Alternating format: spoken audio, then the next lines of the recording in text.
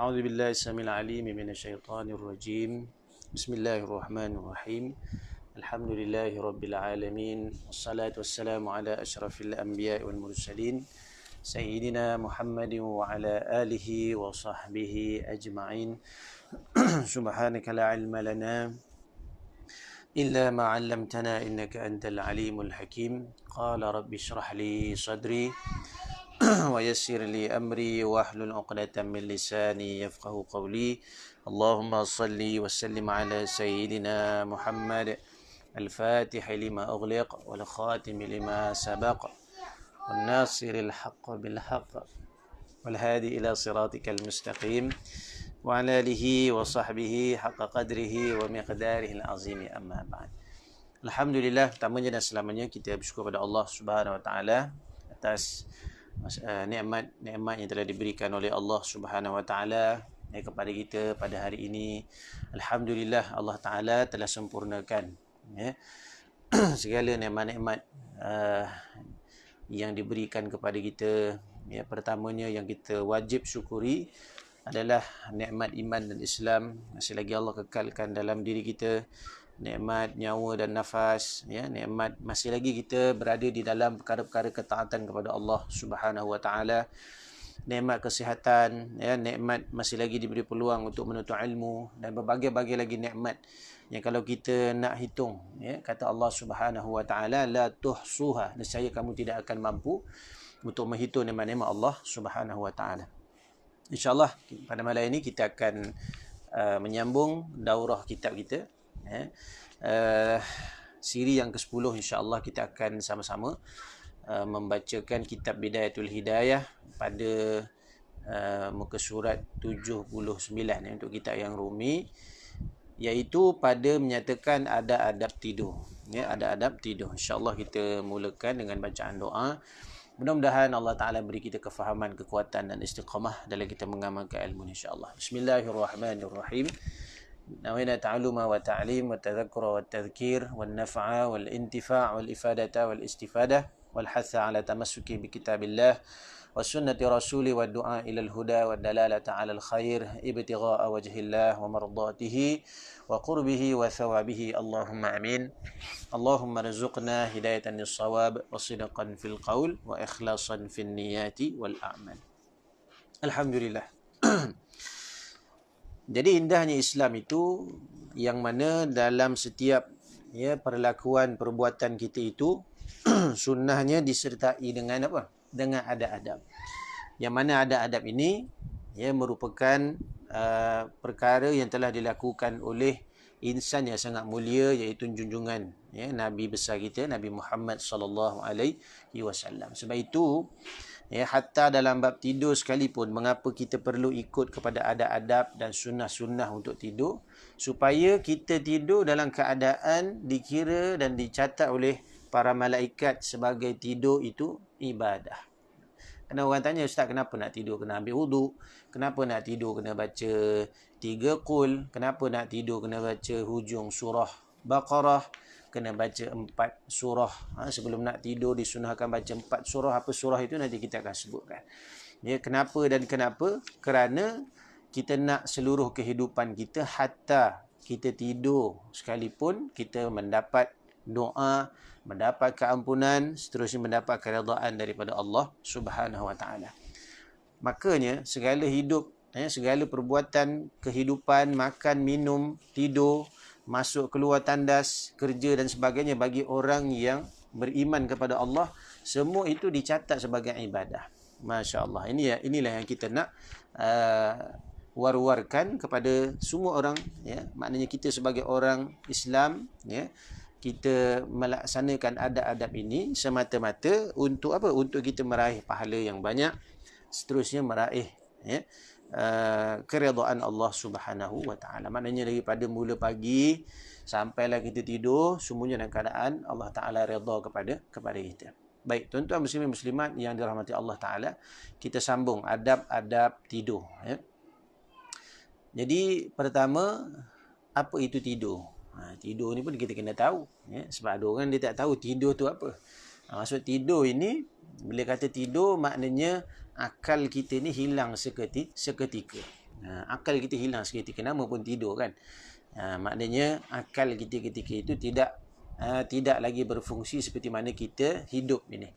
Maknanya Allah Ta'ala bagi kerehatan bukan sahaja kepada badan tetapi kepada otak kita. Jadi tidur itu merupakan suatu kerehatan. Ya. Dan tidur itu merupakan apa? Merupakan latihan kepada kematian. Sebab tu setiap hari Allah bagi kita tidur kan. Penat, kita tidur, kita lupa sementara kepada dunia, tidak memikirkan kepada dunia. Ya, maka tidur itu hikmahnya yang besar kata ulama adalah sebagai latihan kita menghadap kepada kematian. Jadi badan kita itu dah bersedia proses untuk apa? Untuk mati. Jadi kalau kita daripada kecil tak pernah tidur, tiba-tiba kita dah berumur, kita mati kan. Maka badan kita ni apa? Kesian badan kita ni. Jadi Allah Ta'ala bagi tidur tu kerehatan daripada dunia dan juga sebagai latihan menuju kepada kematian. Sebab itu nanti bila kita teliti satu persatu adab-adab ya untuk tidur ini, ya rupa-rupanya sangat bermanfaat, ya, kerana tidur itu kita sebut tadi sebagai latihan kepada kematian. Dan takdir Allah Ta'ala kalau seseorang itu tidur dan dia mati dalam keadaan tidur, ya, dan mati dalam keadaan dia memenuhi adab-adab tidur ini, maka ya, dikira dia sebagai mati syahid. Maknanya mati dalam keadaan disaksikan oleh para malaikat. Tuan-tuan muslimin dirahmati Allah Ta'ala, apabila engkau hendak tidur, maka hamparkanlah hamparanmu dalam keadaan menghadap kiblat. Maka kalau kita nak tidur ni, sebaiknya katil atau tilam kita itu, ya, ataupun ada orang tidur kat lantai kan, pakai toto, maka hamparkan dia menghadap kiblat. Maksud menghadap kiblat ni ada dua. Pertama, ya, adalah yang menghadap kiblat itu adalah kaki. Kaki maknanya kalau kita tidur terlentang, kaki itu menghadap kiblat. Kemudian yang kedua adalah menghadap kiblat seperti mana memeringkan ataupun membaringkan jenazah di liang lahat. Maka liang lahat tu biasanya menghadap ke arah kiblat. Maka mana satu yang paling afdal adalah tidur seperti mana jenazah. Tidur seperti mana jenazah. Maknanya seseorang itu baring di lambung kanan dia, di belah rusuk kanan dia. Ya, dan muka, dada dan kakinya, seluruh badannya menghadap ke arah kiblat. Inilah yang paling afdal. Inilah cara sunnah yang dibuat oleh yang dilakukan oleh baginda Nabi SAW. Adapun tidur terlentang itu, ya, hukumnya adalah harus menurut sebahagian ulama bagi orang lelaki. Tapi bagi perempuan, ya, sebagai ulama kata makruh. Makruh tidur terlentang, ya. Jadi tidur mengiring ke kanan itu yang paling bagus.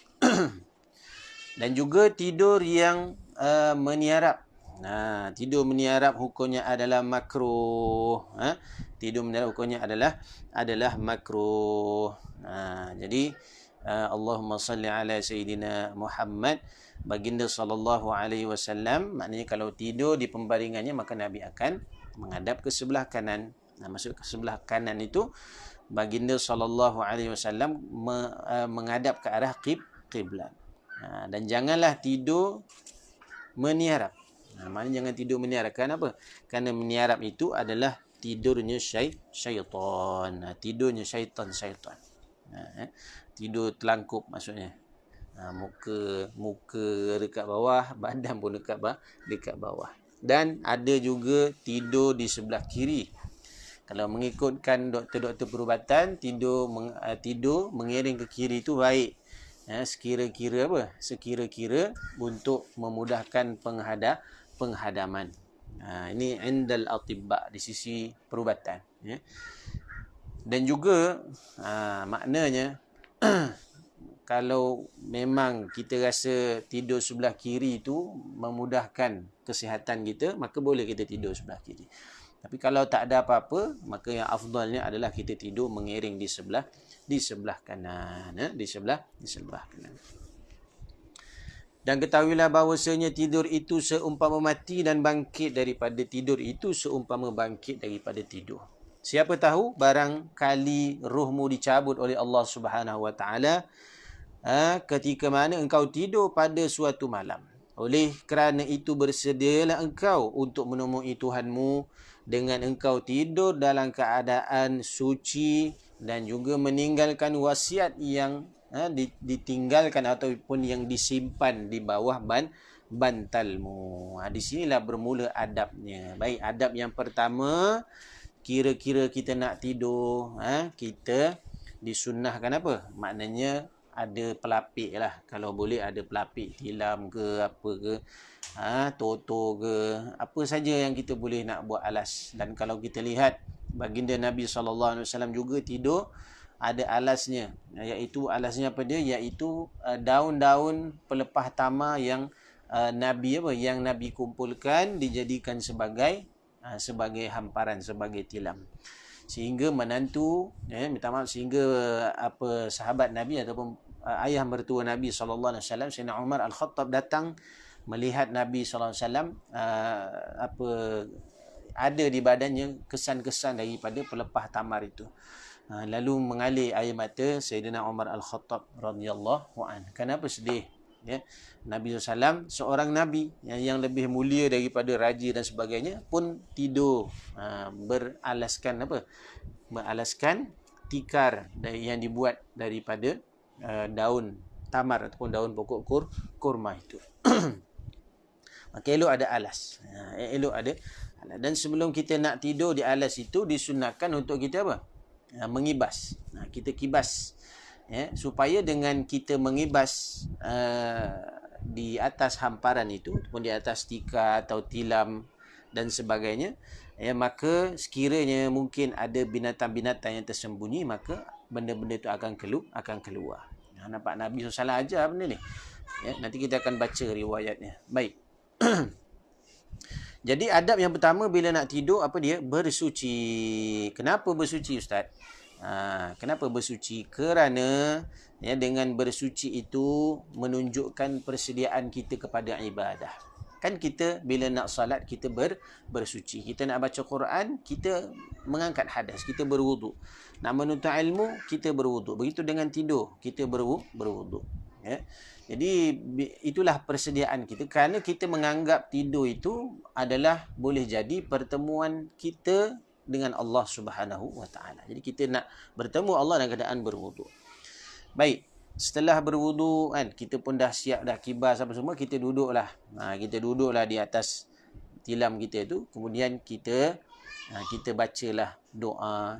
Jadi dalam Allahumma salli ala Muhammad, dalam adab yang kedua itu adalah disunnahkan untuk kita menulis wasiat. Disunnahkan kita menulis wasiat kerana ada riwayatnya. Maknanya wasiat ni adalah suatu perkara yang sangat penting, terutama wasiat pada benda-benda yang wajib seperti hutang dan sebagainya. Maka perkara ini mesti ditulis. Dalam riwayat dikatakan diletakkan di bawah bantal, seperti mana kita baca dalam kitab ini. Dalam riwayat maknanya diletakkan di bawah pipi. Jadi mungkin orang dulu dia tak punya seperti zaman sekarang ni. Dia tak punya, kita panggil seperti agensi insurans ataupun peguam dan sebagainya. Jadi disunnahkan untuk menulis wasiat. Jadi kalau kita telah mewakilkan orang seperti peguam dan sebagainya, maka juga tidak mengapa. Tidak mengapa. Sebab dah ada dah benda tu kan. Maknanya yang penting sebelum tidur ada wasiat yang penting untuk kita tinggalkan kepada ahli keluarga. Hutang, contohnya ada sesuatu yang perlu ditunaikan, maka mesti dibagi tahu kepada waris. Baik.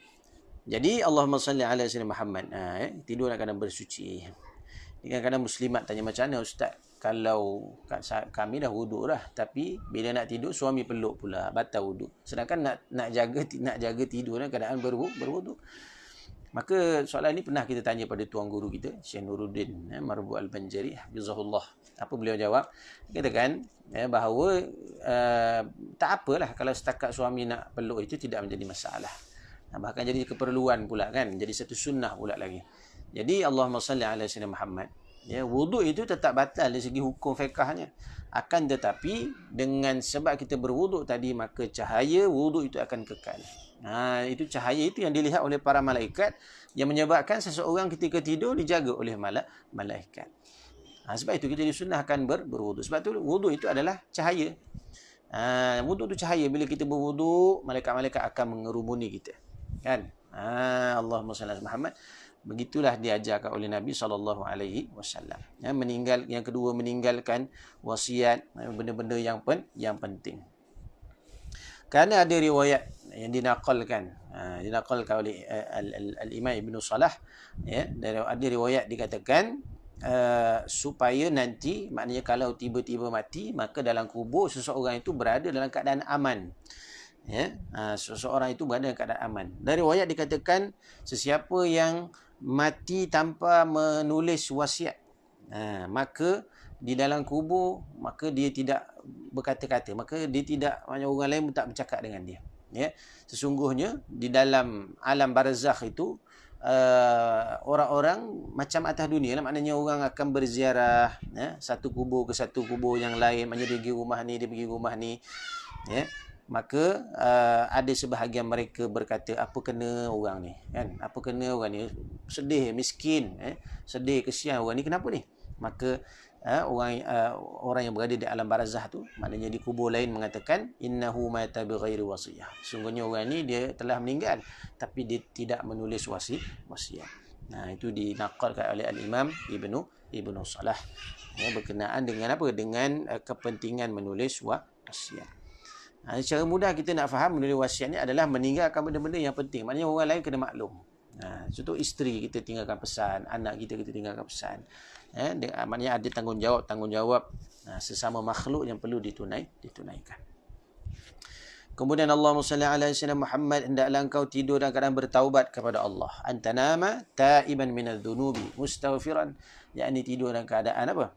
Taiban minadz-dzunub, iaitu taubat daripada dosa, mustaghfiran dalam keadaan kita beristighfar kepada Allah. Kerana ada riwayat hadis daripada Abi Sa'id Al-Khudri radhiyallahu anhu menyebutkan, sungguhnya dari Nabi SAW, sesiapa yang ketika mana dia nak tidur, dia mengibas ataupun dia membersihkan, maknanya tilam dia, dia dah duduk dekat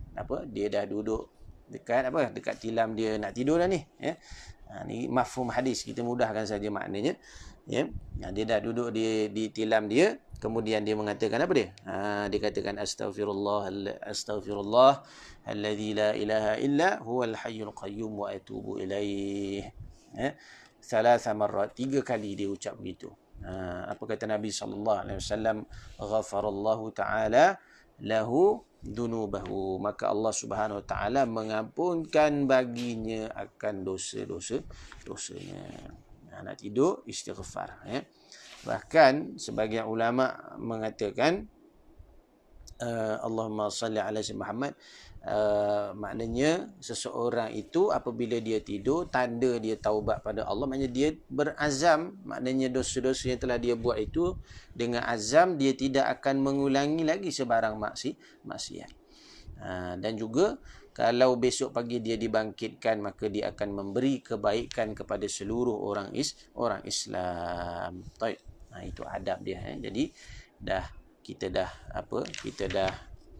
duduk, kita dah nak baca doa, maka kita tengok diri kita, muhasabah diri kita, istighfar, kemudian mengingat hendaklah engkau bahawasanya pada suatu masa nanti jasadmu akan terbujur sejuk di liang lahat. Engkau akan tinggal di sana bersendirian, tiada siapa yang mahu bersamamu kecuali hanya amalanmu, dan tiada berfaedah di kala itu kecuali hanya usahamu. Dan janganlah engkau merangsang nafsumu untuk tidur lebih awal dengan mempersiapkan hamparan yang empuk-empuk, kerana tidur adalah mengosongkan bagi makna kehidupanmu, kecuali apabila engkau melihat bahawa jagamu itu lebih merosakkan agamamu, maka ketika itu tidurmu itu lebih selamat bagi agamamu. Sebab itu dulu ada kisah satu ulama ni, bila mana dia tengok ada orang-orang yang minum arak itu tidur, ya, tapi dah masuk waktu apa, bukan masuk waktu, tapi orang ni sebenarnya ahli maksiat. Maka anak murid pada ulama ni nak kejutkan, supaya boleh didakwah orang ni. Tapi ulama ni bagi tahu jangan, ya, orang ni lagi bagus tidur. Kerana lagi bagus dia tidur. Maksudnya tidur tu, ditidur mabuk tu lebih baik. Kerana apa? Kalau dia bangun dalam keadaan mabuk, maka dia akan merosakkan orang lah. Tapi kita tak ada lah sampai begitu. Maka kita jangan apa? Jangan maknanya apa, seronok lah. Maknanya nak tidur ni, kita rasa sepatutnya bila kita nak tidur ni, kita rasa sedih tak? Kita rasa hari ni apa aku buat tak? Banyak tak perkara-perkara yang mengingatkan aku pada Allah ataupun tidak. Jadi kalau kita sedap-sedap kita nak tidur, kan, kita rasa apa, contoh dia pukul 8 malam kita dah bentang dah, contoh tilam kan. Kita rasa wah ini memang semangat nak tidur ni, contoh. Maka itu tidak digalakkan. Kecuali memang tak ada apa-apa perkara yang kita nak buat. Contohnya dah mengaji, dah siap baca Quran, dah habis wirid, maka ketika itu eloklah, maknanya dah selesai kefarduan, eloklah kita tidur. Baik. Ketahuilah bahawa siang dan malammu hanya ada 24 jam. Maka janganlah engkau tidur pada waktu siang ataupun malam lebih daripada 8 jam. 24 jam sehari. Maka kalau kita nak tidur malam, kata guru kami, tidur sejam di waktu malam itu menyamai 2 jam. Tidur semalam di waktu malam menyamai 2 jam. Maka kalau kita tidur 4 jam, sebenarnya dah berbaloi dah. Maka sebenarnya kita dah tidur selama 8 jam di waktu malam. Itu belum campur siang punya tidur. Belum lagi yang curi-curi tidur kan, kalau kerja kan, ngantuk tidur pula, tersengguk-sengguk. Belum lagi yang makan kenyang tidur pula lagi kan. Tu tak kira. Jadi siang malam ni kalau kita nak campur lah, paling-paling pun kita tidur 8 jam tu biasalah. Paling kurang 8 jam. Kalau boleh kurang, sebenarnya boleh kurang tanpa memudaratkan kesihatan, itu lebih bagus. Kita tengok juga jenis orang ni zaman sekarang ni kan, orang malas nak senam, orang malas nak ni makan tak apa-apa nak jaga. Jadi kadang-kadang tidur tu lebih. Jadi sepatutnya kita ni kalau yang betul-betul sihat, tidur tu sebenarnya tak perlu lama sangat. Kecuali orang yang sakit dan sebagainya. Maka kata Imam Ghazali rahimahullah, kerana jika engkau berumur 60 tahun, maka engkau telah mensia-siakan daripada umurmu selama 20 tahun untuk tidur saja. Umur kalau 60, sepertiga kehidupan kita tu adalah tidur saja, 20 tahun. Tu belum cerita masuk tandas, belum cerita pergi shopping, belum cerita macam-macam lah. Maknanya sepertiga tu disisikan hanya untuk tidur. Itu sekiranya seseorang tidur 8 jam sehari. Sebab tu ada ulama-ulama dulu-dulu kan, kalau kita lihat dalam sirah para ulama. Contoh Imam Abu Hanifah. Imam Abu Hanifah ni imam pendiri mazhab Hanafi. Diriwayatkan beliau ini solat subuh dengan wuduk sembahyang isyak. Selama 40 tahun. Maka beliau ni solat subuh dengan wuduk sembahyang isyak. Dengan wuduk sembahyang isyak selama 40 tahun. Maka ulama mengatakan beliau ni maknanya malam tak tidur. Muzakarah kitab, baca kitab, kemudian baca Quran, wirid, kemudian apa? Kemudian Allahumma salli ala sayyidina Muhammad, bangun tahajud, qiyamul lail. Ini hebatnya ulama-ulama dulu, mujahadah. Imam Abu Hanifah radhiyallahu an. Jadi macam mana kita nak mencontohi mereka tu? Tak mampu. Melainkan kita mengurangi tidur kita. Jadi kita kena tahu, kalau kita tidur qailulah, sebenarnya sunnah qailulah yang kita sebut kan, maka malam kita kena paksa diri untuk bangun. Kalau tak, sia-sia qailulah kita, tidur sekejap tu sia-sia. Jadi sebab itu dengan Allahumma salli ala sayyidina Muhammad, dengan tidur yang Allah Ta'ala bagi itu, bukan bermaksud kehidupan kita ni tidur saja sepanjang masa. Sebelum kau tidur, hendaklah kau mempersiapkan alat, maknanya alat siwak, berus gigi dan seumpamanya, dan hendaklah kau siapkan air untuk bersuci. Ini kalau orang yang rumah dia tak ada pipe dan sebagainya lah, maka bahan-bahan bersuci Disediakan dahulu supaya tengah malam contohnya bangun nak berwuduk sebagainya mudah. Kemudian doa bila kita nak tidur, bismika rabbi, dengan namamu Tuhanku, wada'tu jambi, ku meletakkan lambungku, meletakkan apa?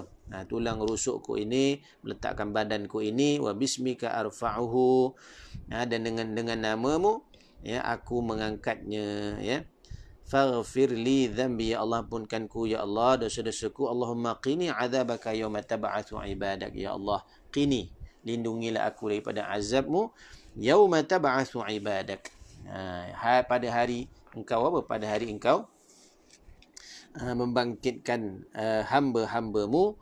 Allahumma, ya Allah, bismika ahya wa amut, dengan namamu aku hidup dan aku mati, wa a'udzu bika min kulli syarr, dan juga aku mohon lindung daripada setiap kejahatan, wa min syarri kulli dabbah, dan setiap benda yang melata, anta akhidhum bi nasiyatiha, engkau lah ya Allah yang memegang ubun-ubun mereka, ubun-ubun semua makhluk ini. Inna rabbi ala siratin mustaqim, sungguhnya Tuhanku adalah di atas jalan yang lurus. Ini sekurang-kurang doa kita baca. Biasa yang kita baca lah, biasa. Ramai orang bila dia tak tahu ada doa-doa tidur ni, dia bacalah yang pendek, bismillahirrahmanirrahim ahya wa amut. Malam ni kita dah belajar. Maka kita amalkan. Kita baca bismika rabbi wada'tu jambi. Ini sebagai suatu sunnah doa. Bila mana kita tidur, tanda penyerahan diri kita pada Allah Ta'ala. Kemudian disambung dengan doa Allahumma antal awwalu falaysa qablaka syai' wa antal akhiru falaysa ba'daka syai' wa antal zahiru falaysa fawqaka syai' wa antal batinu falaysa dunaka syai' ila akhir. Sampailah habis, sampai habis doa ini. Saya nak baca sedikit, kita habiskan doa ni kerana maknanya sangat penting. Allahumma anta khalaqta nafsi wa anta tatawaffa, ya Allah engkau ciptakan diri aku ni ya Allah, dan engkaulah yang mematikannya. Laka mamatuha wa mahyaha, engkaulah yang mematikan dan menghidupkan.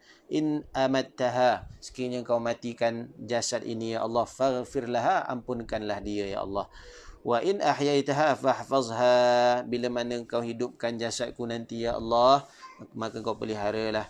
Bima tahfazu bi ibadakas salihin, seperti mana engkau menjaga hamba-hambamu yang salih.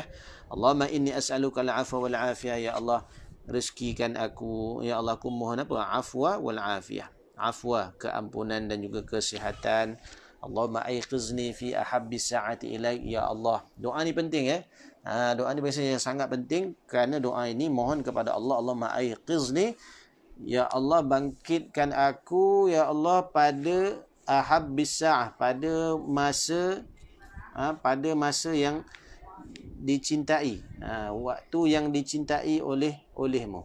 Wasta'milni bi ahabbil a'mali ilaik, dan pergunakanlah aku pada waktu yang pergunakanlah diriku pada sebaik-baik amalan. Bi ahabbil a'mali ilaik, maknanya kita minta Allah supaya bangunkan malam, boleh tahajud, boleh bermunajat kepada Allah, hatta tuqarribuni ilaika zulfa, sehingga ya Allah dapat mendekatkan aku kepada engkau, wa tubaidani, dan jauhkan aku an sakhatika bu'da, daripada kemarahanmu. As'aluka fatu'tiyani, bila aku mohon berikanlah kepadaku ya Allah. Wa astaghfiruka fataghfirli, bila aku mohon ampunilah aku. Wa ad'uka fastajibali, bila mana engkau perkenankan, bila mana aku berdoa maka perkenankanlah ya Allah. Habis baca doa ni, kemudian disunahkan membaca ayatul kursi. Baca ayatul kursi.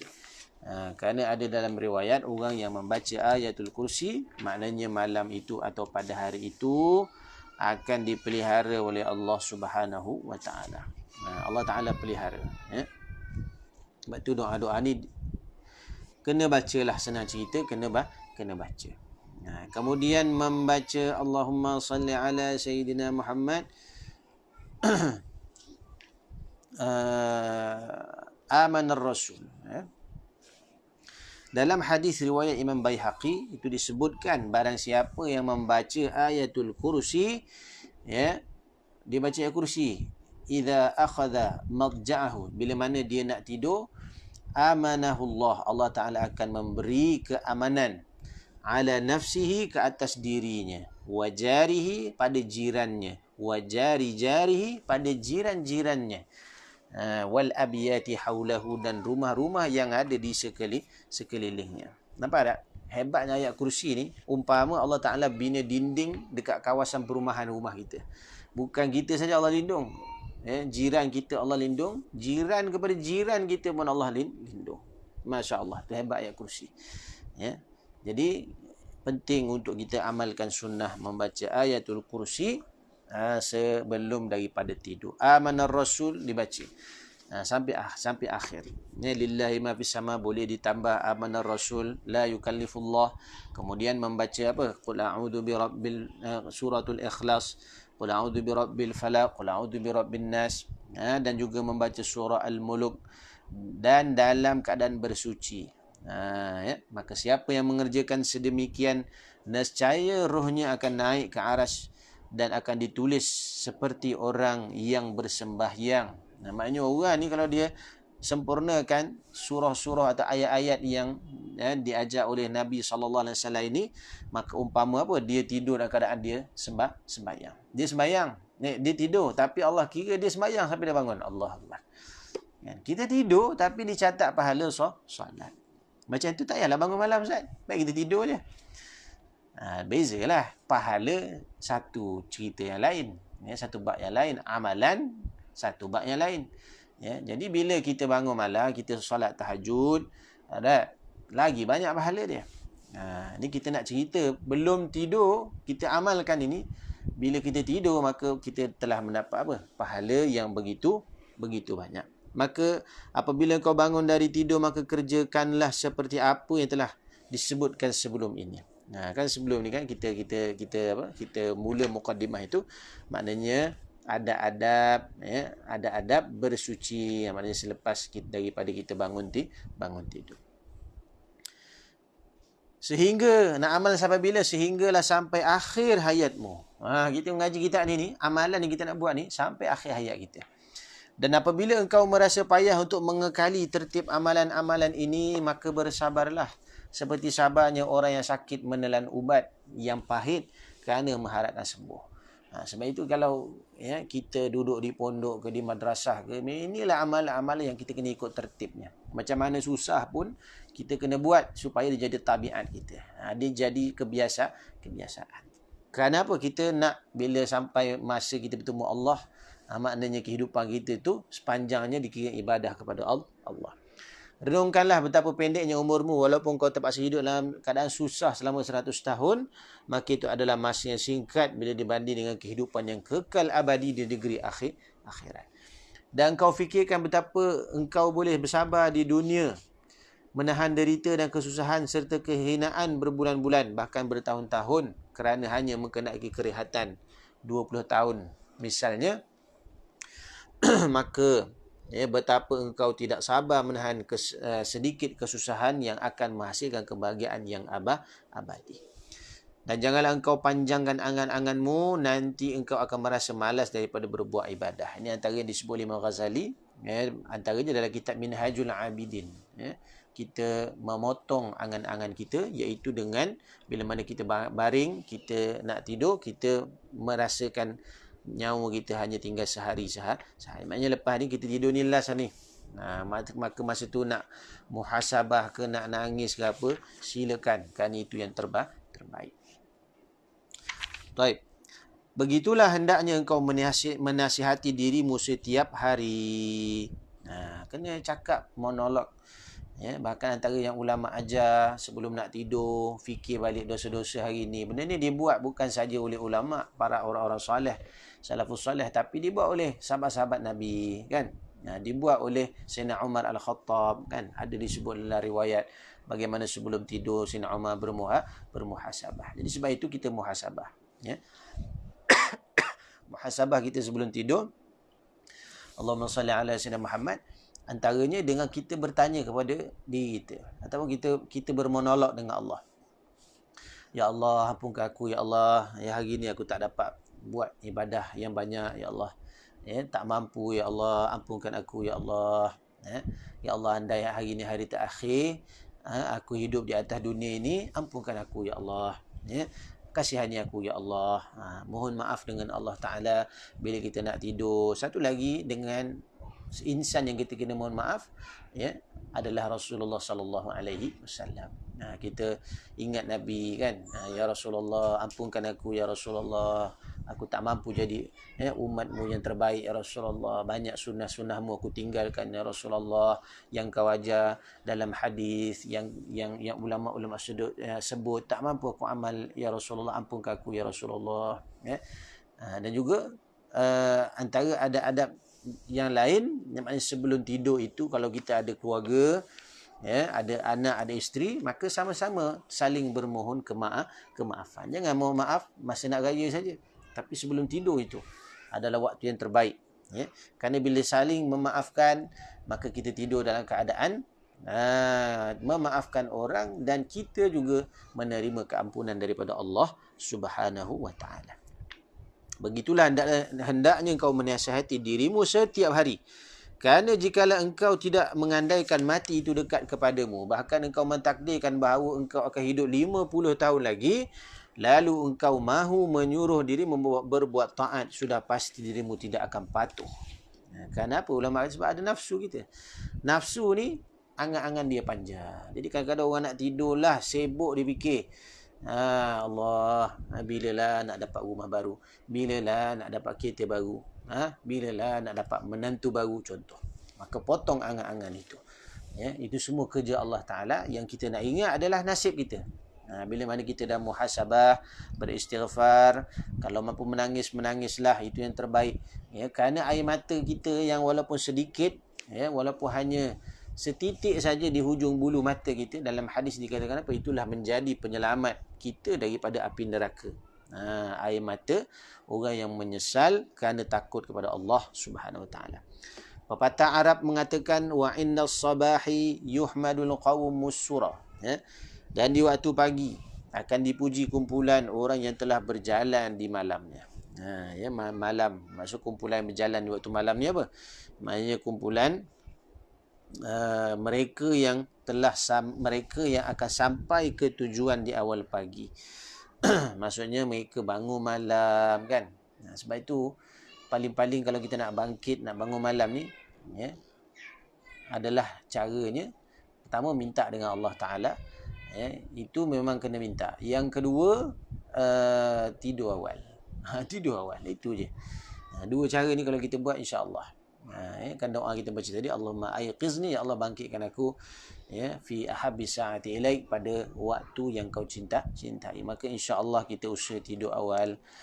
Tidur awal ni maksudnya bukanlah awal sangat. Mungkin pada hari ni mungkin pukul 11, 11.30 tu kira awal lah bagi kita, bagi orang yang uruskan rumah tangga. Maka kita boleh bangun pukul 5, pukul 4 pagi untuk kita bermunajat kepada Allah.